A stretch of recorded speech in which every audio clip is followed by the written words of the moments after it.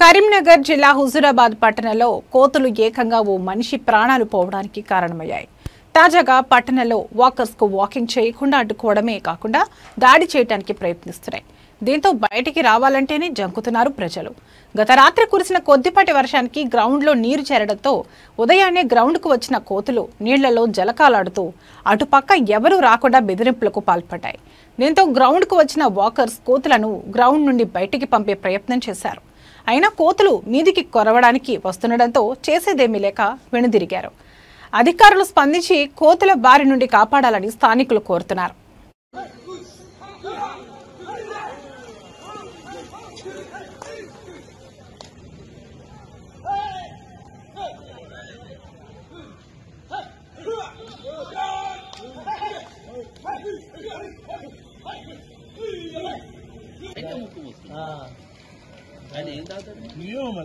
అదే బెండేజ్ అంటే ఇంట్లో పని అనుకుంటుంది. 100 అంటే ఇవాళ వెనకటి వాళ్ళ గాంధాన్ని పెద్దలు కదా.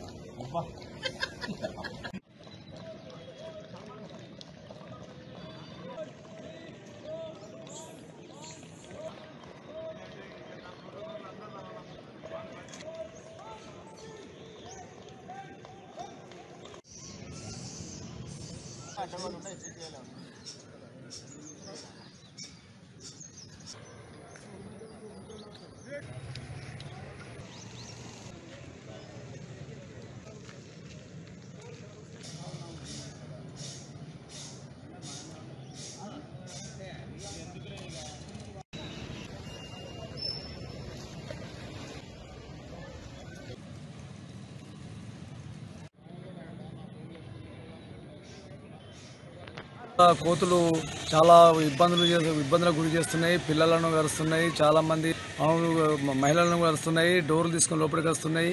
తర్వాత వీధి లోపల ఎక్కడికి పోయినా కానీ గుంపులుగా వచ్చి చాలా ఇబ్బందులు చేస్తున్నాయి. మరియు ముఖ్యంగా ఈరోజు క్రీడా మైదానం లోపల మార్నింగ్ వాకర్స్కు కోతులు చాలా ఇబ్బందులు పెట్టినాయి. 1000 దాకా కోతి వచ్చి ఒక అతని పాపం సుదర్శన్ అనేది అతనికి కరిస్తే అతనికి సెప్టిక్ అయి చనిపోవడం కూడా జరిగింది.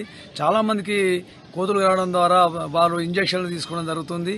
ముఖ్యంగా ఈ కోతుల సమస్య లేకుండా చేయాలని వాకర్స్ మేము కోరుతున్నాం. ఉదయం పూట చాలా ఇబ్బందులు చేస్తున్నాయి. మార్నింగ్ వాకింగ్ చేసే వాళ్ళకు, మహిళలకు కానీ పిల్లలకు కానీ క్రీడాకారులకు కూడా చాలా ఇబ్బందులకు గురి చేస్తున్నాయి. వాకర్స్కు చాలా ఇబ్బందులు పెడుతున్నాయి. మరి వీటిపైన ప్రభుత్వం దృష్టి పెట్టి వాటికి ఏదైనా పునరావాస కేంద్రం లాగా వాటికి ఏర్పాటు చేయాలి. మరియు మున్సిపల్ సిబ్బంది వారికి మున్సిపల్ కమిషనర్ విన్నపం ఏంటంటే ఈ కోతుల బెడద లేకుండా హుజూరాబాద్ పట్టణ ప్రజలకు మంచి సౌకర్యం కలిగించాలని కోరుకుంటున్నాము.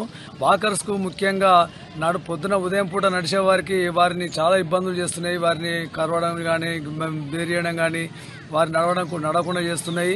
హాకీ ఆడే వాళ్ళకి కానీ, బాస్కెట్బాల్ ఆడేవారికి కానీ,